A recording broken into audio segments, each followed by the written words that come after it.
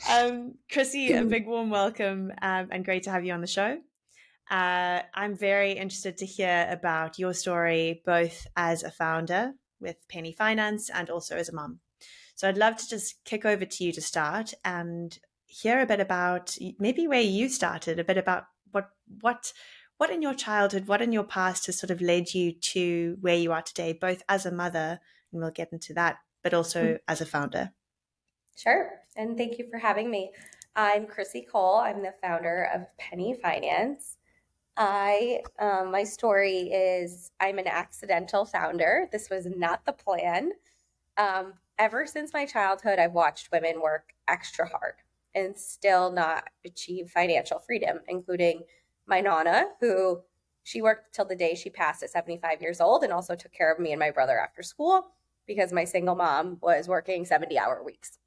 So always this women working hard, moms doing everything. I thought I could escape that by landing a job at Goldman Sachs in New York and investing. Spent 10 years there and did a bunch of different things from investing to building tech, which I loved. But all through that time, I was living paycheck to paycheck in New York.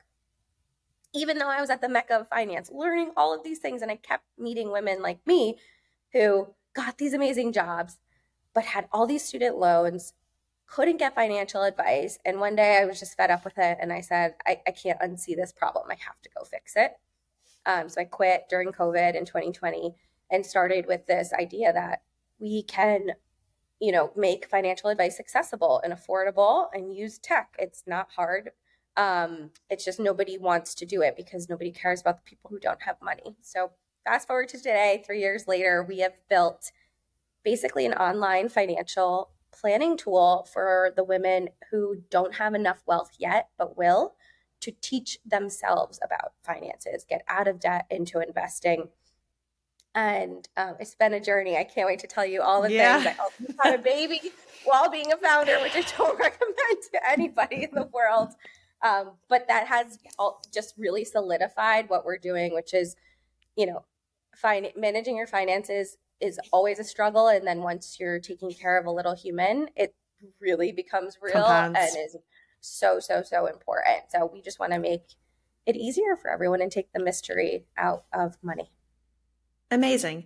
So I think before we even get into more about Penny, which I've got so many questions for you and we'll get into, I want to understand for anyone who's curious out there about that journey of quitting Goldman, prestigious, well-paid job, a lot of security, very stable, into probably one of the most unstable positions, which is being a founder. What was it? What was that journey like? It was really scary, and I'd say the most irrational thing I've ever done. I'm very conservative when it comes to money. I've always been focused on paying more than the minimum on my loans, never having unpaid credit card bill, getting those paychecks and doing something with it. So the day I decided I was going to quit, I will say I had my student loans paid off. I just paid them off the year before. I had just gotten married, so I knew I could be on my husband's health insurance. And I calculated the amount I had in savings, how long that would sustain me with this company. God forbid, it didn't work, just to give me the peace of mind. So I didn't feel like, oh my God, not only am I doing something that is really risky, but can I even survive, right? I don't have rich parents to fall back on. And when I did the math and I put a plan together, I said, okay, I'm giving myself a year. I have a year to do this. I want to have no regrets. And you know what? If it doesn't work, I can go back and get another job, right? I have stuff on my resume. Let's do this. Let's shoot for the moon. And if it doesn't work, okay, I spent my savings, but I feel good that I spent my savings on something that matters. Fast forward to when that year was coming up and I was fundraising. That was let me tell you, I could not sleep, and anxiety was peaked. But I think when you care about something so much, it's not the most rational thing. And if you did the pros and cons on a piece of paper, it wouldn't add up. I should have stayed at Goldman for the rest of my life. But sometimes you have to take risks because there's something better and bigger out there for you. Amazing.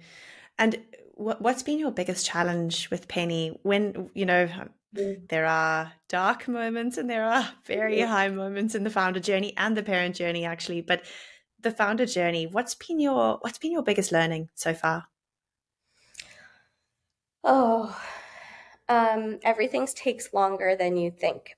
And even when you feel like you're doing everything right and everything well, doing more with less, sometimes hard work does not equate to getting over the line on something. For example, fundraising, the first time I raised, I was unsuccessful. I had a product, I had clients, I had revenue, I had a team, you know, all the things that they say you need, and I couldn't fundraise even in a hot market. And it's really discouraging, right? You're like, well, what else do I need to do? Hard work doesn't always equate, you know, it's about timing. It's about like the one yes and the just the one thing getting over the line. And so I think that's the most frustrating part, because you know startup life is a roller coaster. You know things aren't going to go well, and you know you're going to, you know, lose that big pilot, or you're going to have to fire that person that didn't work out. But it's really hard when you know you're on the right track and you've done so much more than some other people, and you still can't land that big client or pay that big salary to the developer that you want or close the fundraise round. That's the hardest to me, is like, because in the corporate world, it's like you sort of know what you need to do to be successful and get to the next point, right? Like, but it's not like that in startup land. Like, a lot of it is luck and timing, and that drives me mad, right? Because you have no control over that. Yeah, there's so much out of your control. Interesting. And so did you kind of, then when you went back out, it was the luck and timing, or was there sort of another piece that fell into place? Yeah. So what happened for us is, so I tried to raise a year after Penny. We had maybe 500 users. So we didn't have enough users. And I took the feedback from investors and said, okay, I took out a loan because it was a year up, right? And I said, okay, I'm doubling down on this. Like, I really believe in it. The 500 women using Penny were telling me they love this, they need this. I knew it was the right thing. So I said, okay, here's my next risk. I'm going to take a loan in my own name, right? Not even in the business name, because we didn't have financials to back it. I know that I need more customers and more data to tell the story that this is a viable business and it's a desired product. And so we did that for 6 more months. And then I said, I need a backup plan. You always need a backup plan. I'm going to apply to startup accelerators, because I can't just rely on VC capital for this business, especially as a woman. It's just, you know, the stats, like, it's just, the reality is it's so hard. So I had to have a backup plan. I applied to a bunch of startup accelerators. It was Thanksgiving of last year. We had $3,000 left in the bank account. I'm like, okay, I'm done after Christmas. Like, I'm going to have to shut this down. And I had all these investors interested, but they wanted a one backer that made them feel really good about the business. And we got selected as one of 10 companies to participate in a Techstars accelerator that was backed by Pivotal Ventures, which is Melinda Gates' investment company. And I cried so many tears that week. I'm like, yes, that's what we needed. Like, this stamp of approval, this big name said, we freaking believe in you. There's something here. And after that, I swear, and again, right, is that luck and timing? No, it's hard work that we put into it. But I happened to see this program available online. I'm like, oh my God, this is perfect for Penny. And we got in, and that changed. That's amazing. Able to raise a round of funding from VC right off the back of that. We hired people. We've been growing astronomically since. It was that one yes from somebody who mattered that changed the game for us. It's so interesting as well, because so many of these stories of fundraising, it's you're getting down to the final, you know, $3,000 in your bank account. And then exactly, there's this just, you've just pushed that little bit harder. And it's always so tricky to know how much further do you push? Because you especially were in that position where it's like, okay, do I take out another loan and do I keep pushing, or is this going to come through? And Right. it's, I And at think the that's such a same difficult time, question. it is. And it's so hard because, and then I think about my team at that moment, right?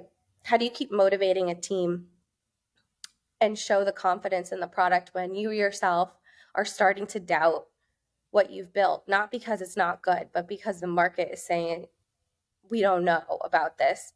And then you end up starting to lead with fear. And when you lead with fear, that's not good, because they start making the wrong decisions about your business. And especially in startup land, it's all about, it's not your own personal risks. You have to take risks in the business and constantly be innovating and trying different things. But how do you do that when you have to be really thoughtful and intentional about where the dollars are going? It's the only way I can describe it is like insanity in my brain. Like every night I would go to bed and be like, okay, what is just the one next thing we have to do tomorrow? And that's so hard when investors are like, what's the 5 to 10 year plan? And I want to be like, what? We're just trying to get to payroll next week. 5 years? Completely. I resonate so much with this journey. I think there's so many of those times where you have to try and hold so much. It's a balancing act. You're literally walking a fine line at all points. Okay, and then Penny itself. So who is someone listening? How do they know that they are a Penny? They should be a Penny customer. Who is that person? Yeah. Penny was built for the 70% of women in the United States who are not investing or don't feel confident investing. There's two things. One, how the US was built in financial advice is you need $100,000 in the bank to pick up the phone and call a financial advisor. That is a lot of money. If you don't have that much money, which is most women, because not only do we not have that net worth, we have negative net worth from student loans, from getting all these amazing degrees. You either have to Google answers to your financial questions, call a family member, your dad, your uncle, your cousin, read a book, or buy these investing courses. So we like to say, if you don't yet have money, Penny is the place for you. Even if you do have money and you want to learn, like, what is a 0% credit card? What do I need to do to get a mortgage approval? What do I need to do now that I have a kid? What the heck is a 529 account? How do I make sure my 401k is invested for me? Either of those two things. You want confidence to learn, or you want to manage your money, Penny's the place for you. Of all ages. You could be 18 years old and you could be 70 years old. Our goal is whatever life stage you're at. If you want to learn about money online, digitally, we're the place for you. That's so interesting. And what do you see as what is the major challenge or most common challenge that women come to you with or asking about? Yeah, I would say it's a lot of things. I would say it's 3 things. One is just this overarching anxiety about money. We have this free money quiz in our site, and you answer 12 questions about money. 95% of our women, we ask, how do you feel about money? Anxious, then shameful, then guilty, all these negative emotions. So I think the one big thing is, like, even if you've done all the things, you just always feel shitty about money. And why? And sorry, just to take on to that, why do you think that is? So I think it's a couple things. One is, in the US, we were never taught these things in school. Like, a few years ago, only 6 states were required to teach financial education in high school. Now it's 12. So when you're not educated about something, it's very hard to be confident about it. So then it makes you anxious because you're like, wait, am I doing the right thing? What if I'm not doing the right thing? So that's the first thing. And the second thing is just the wealth gap and the pay gap have just caused women to have to live paycheck to paycheck.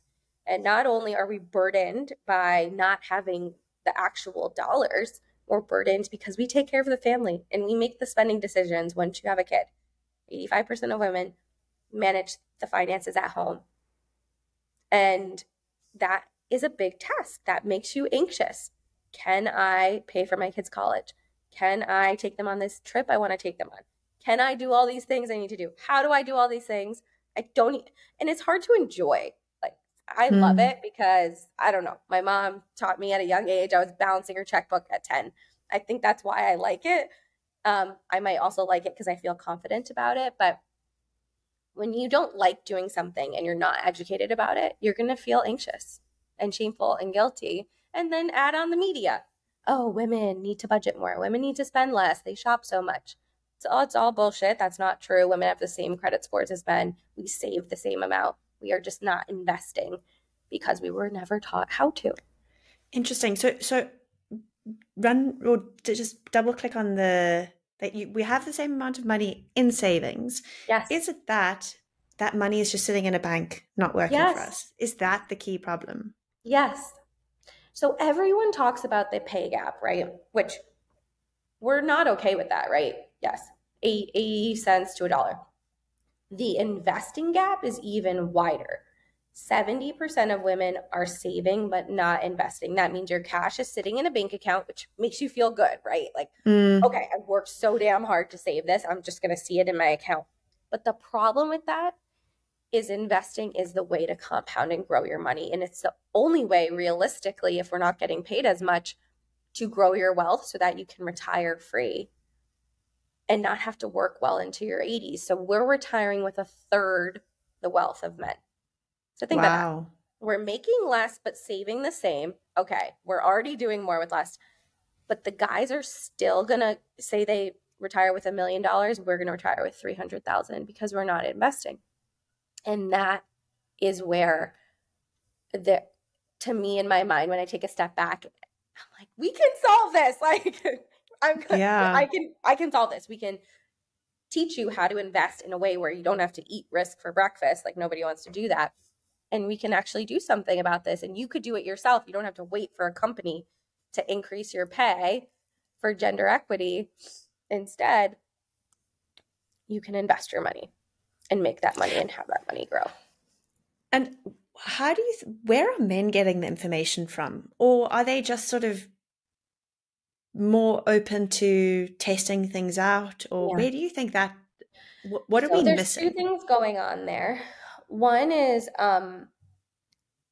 there's so much research on this, but boys generally growing up are told to take risks and learn about money. So there's just this cultural norm, at least in America, that guys take care of the finances and guys can take risks and guys should be interested in money. And what that turns into is an 18-year-old gets into investing or Roth IRAs or Bitcoin or what have you before women do, because it's been seeded in their brain. And then the second thing is women just are less risk takers. We are more goal oriented. That, again, I think can come from gender norms and just the fact that we are working with less because we have more debt. We're getting paid less. We have to do more work at home. I think the New York Times said 4 hours per day unpaid at home. That just inherently, investing has risk to it, right? You're putting your dollars in the stock market and there is no guaranteed end point. So that is really hard psychologically for someone who, if you're living paycheck to paycheck, it's really hard for you to justify in your brain, okay, I should do this. But the counter to that, and what we try to teach at Penny, is it's actually more risky not to invest. So do you teach people about the importance of investing, but then also how to invest and where to invest? So where does Penny sort of stop? Yep. So the most important piece of the puzzle, which we've built around, is the how. The world, you go on Instagram and TikTok, and what's good is the world is now talking about investing and the importance and growing your money and starting early, which is great. But no one tells you how to actually do it, and it's super complicated. So we focus on the why, the how much, which comes before how. Like, that's the biggest question. Well, I have these loans. How much do I put in emergency savings? How much do I start investing? my company matches X. So we go over first why, how much, and then how. And the how, there's so many different ways to get invested. You can buy one target fund. You can select a bunch of mutual funds. You can select a bunch of ETFs. You can pick asset classes. You can pick single stocks. We go over every single different type and help you figure out which one is right for you and your goals. And it's all based on your time horizon, because we use modern portfolio theory, which is how do you take the lowest amount of risk but get invested, which we think aligns best with women. And then the where is where we stop, because we are not a registered investment advisor. You need to be a registered investment advisor to say, like, buy XYZ fund or buy blah, blah, blah, blah, blah. We give you the information so you can do it yourself, or, figure out what 401k options you have and where to put the money, or open a robo-advisor, etc. We don't manage money. We don't tell you where to put the money. We tell you how and why. And you can link your accounts in, and we'll help you see your money clearly and tell you where you have opportunities. For example, hey, we have a woman in our site, you're 75, you're retired, but you're invested like a 30-year-old. Did you know that? Those sorts of things, because we think that's more important than, okay, this stock fund performed a little bit better than that one. Like, at the end of the day, I'm less worried about that and more on giving you the knowledge so you can make the decisions for yourself, so you don't give that power to someone else. That's super interesting. And Penny in 5 years' time, what does it look like? I hope that we are the financial advisor for millions of women. And I hope that today we're already seeing women shave years off their time till debt-free, grow their net worth 10x. I hope that we've made a massive dent in the wealth gap, and there's just a ton of women out there who are free to make their own choices and just have a little bit more money. So they're free. They're going to bed not worrying about money. 10 years time, I envision Penny being the financial education platform for everybody in the US, through schools, employers, banks, because we aren't selling products. We're not saying buy this credit card or open an account with us. Instead, we are a layer on top of all of the amazing things in bank accounts and cards and whatever you have, so people can feel confident about their money. Awesome. And then let's switch gears into motherhood. And so you mentioned you had a baby while founding a company. That must have been a wild experience. So that was just a chaotic. It was chaotic. Charlie arrived. It was such a relief for me. We've been trying for her for 3 years. And I said at the beginning, like, oh my God, don't have a baby when you have a startup. But at the same time, I love my job. I have a very flexible job now. I said, this is really important. I have to do this. I'm just going to figure it out. I will say the past year plus has been so hard, mentally and physically. I experienced postpartum, which I'm not surprised about, because I'm a type A person. I want to have control over everything. I was absolutely exhausted. My child didn't sleep for the first year until we got Patel. That's why I found you. You doing either of those things in isolation is hard enough. You put them together, and it's just like so draining and so stressful, and mentally you're just feeling like you're failing in both all the time. And I know I hear women say that all the time, but now after experiencing it, it's just hard, because you're needed by Penny's a baby, Charlie's a baby. And then you have to take care of yourself at the same time so that you can be strong for both. And it's been really, really hard. And what did you find was the biggest challenge? Was there one particular thing that you underestimated would be so difficult? Maybe it is just, having the time and energy to do everything.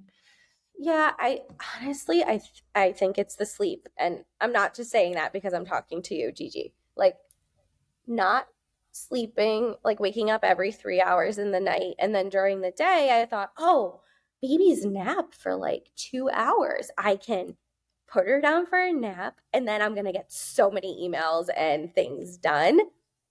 No, you rock her for an hour, you put her down, she pops up after 45 minutes. During that 45 minutes, you were throwing in laundry and cleaning bottles, and you're not, I just want to curl up in a ball on the couch. I don't want to answer emails. It's this constant exhaustion that makes it really hard to focus and really get anything substantially done or in a way that you could before. You have like the mind energy to create things, and that's what having a company is. And with a child, it's like in the moment you're just running around doing whatever it is you need to do next to get to the next bottle, the next nap, the next diaper change. Yeah. And with sleep, was there one particular instant or kind of what sort of drove you eventually to say, okay, we need to solve this? Was there? I think that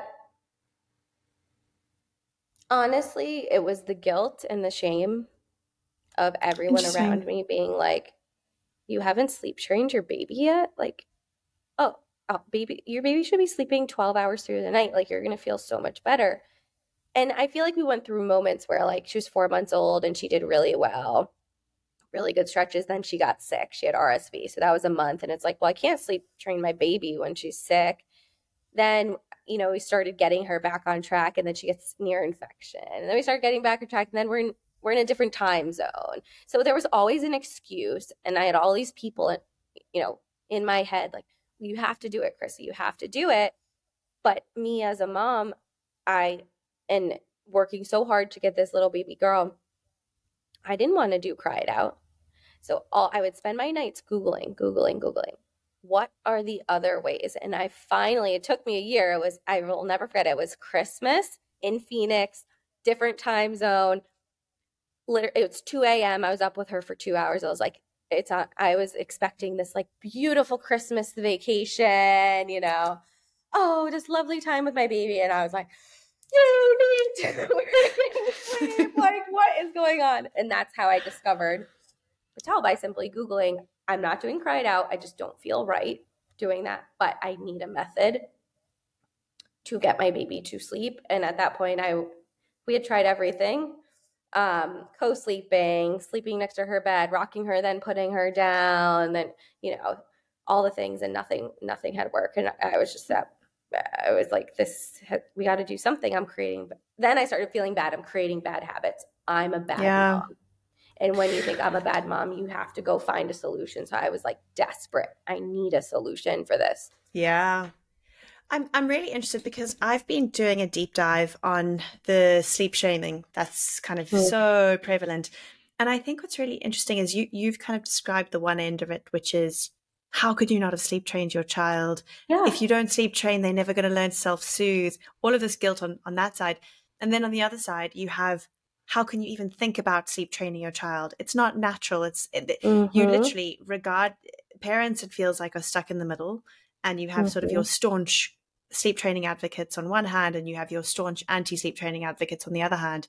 Yeah. And whichever decision you make, there's shame and there's guilt associated with it. And how do you kind of, now being on the other side of it, how do you reconcile? And also with finance, there's a lot of stigma around finance as well. How do you see the sleep stigma, and how would you advise mums to sort of not be too persuaded by that fear? Because it's, as you mentioned, it's sort of fear driven. It is. It's fear, and it's sleep and finances are the same. The world like projects this message to you that you did something wrong. Like, you didn't do the sleep training, you didn't invest the money, you spent too much money, or you're creating bad habits with your child. I wish that we could flip that message around so that people are saying, you can sleep train, you can invest, you can. The reason it's so hard is because the world never taught you any of these things, and you're not supported to do any of these things. I think it's going to be a long time until we reach that cultural shift where we start talking differently to our moms and our women. But what I've tried to do in my brain, and what we try to do as a mom, and with getting all this unsolicited advice from everyone, is I say, thank you very much, but I'm going to do what feels right. And the same thing goes with money. Like, women are actually better investors. Why? Because they have better gut instincts about things. They're not investing in Bitcoin, which is down 50%. They are really good at building a diversified portfolio and spreading their risk out. Same thing, and moms are so good and know what their babies need. You have this instinct, motherly instinct. I try to block it out, and when people tell me those things, I thank you very much for your idea. This is what feels right for me and my baby. This is what feels right for me and my money.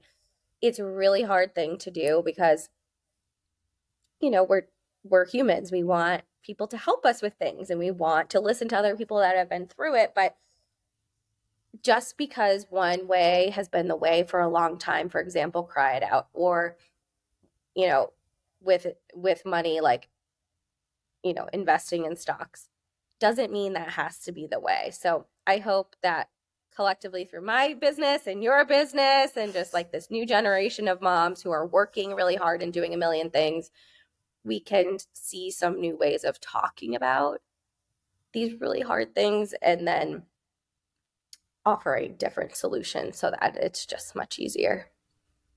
Yeah, I think you hit the nail on the head. I think it starts with reframing that conversation. Yeah. What is that narrative? And you're so right. I think I hadn't thought about this until now, but there are actually a lot of similarities about, there's a lot of sort of entrenched way of doing things, both in how we handle money and sleep. There's a lot of entrenched beliefs. And I think that the reality in both is that times have changed and the demands are different. And in order to be able to keep up with those demands, whether it's being able to have financial freedom in the current sort of economic environment, or being able to actually hold down a job and not be exhausted, times have changed. And we need to give people permission to adapt, because I think adapting is part of our DNA, and it's crucial to sort of being able to thrive in whatever environment you're in. Right.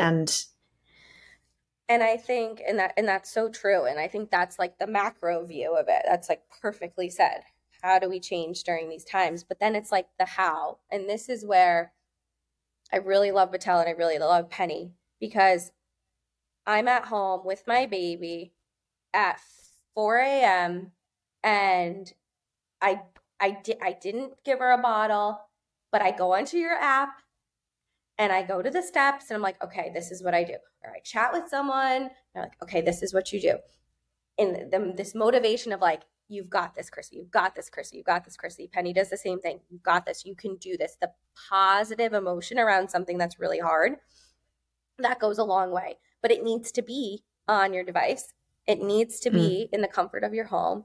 It can't be this old school, like, I don't want a sleep consultant coming to my house and kicking me out of my baby's room. I want to be with my baby. I want to be able to do this, but there needs to be innovation to allow you to be able to make the changes completely, so that you can do it.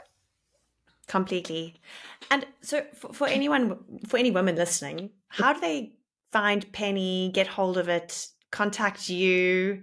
What's your sort of preferred way of people finding out? So we have worked really hard on our Instagram to make it an educational place. You can learn about money for free on our Instagram. It's Start With a Penny is the handle, because we believe you can start with the littlest amount of money. Our website is penny-finance.com. You can also Google free money quiz for women. I think it's really important to offer some free tools for people. So that's also a fun thing to do. If you're like, I don't know about this, really, like, all the things we just talked about, like, oh, my money, like, this is at the bottom of my list. That's a really quick, easy introduction. So you can like see a snapshot of your financial future. And then you can find me at City Crissi on Instagram, Crissi, or on LinkedIn, Crissi Cole.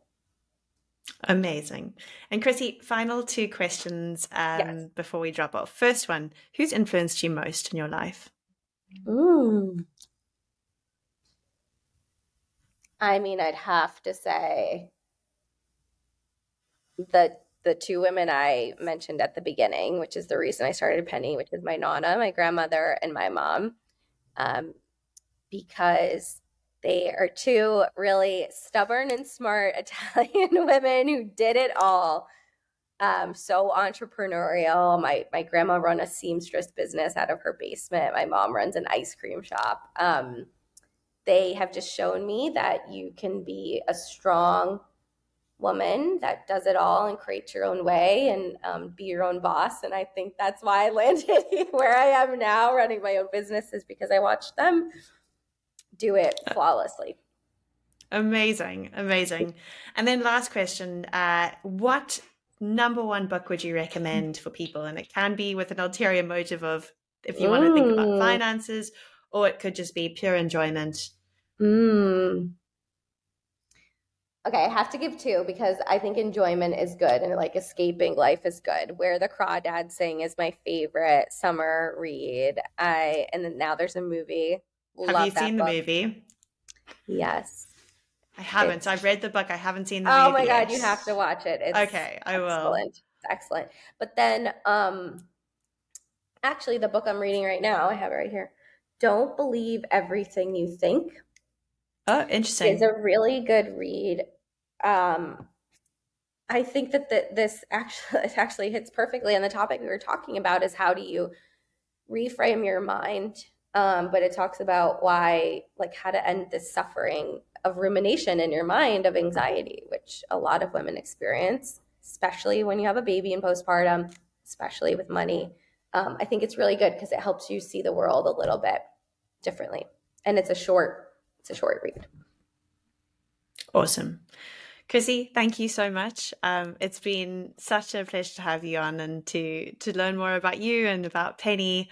So thank you for sharing your wisdom with us.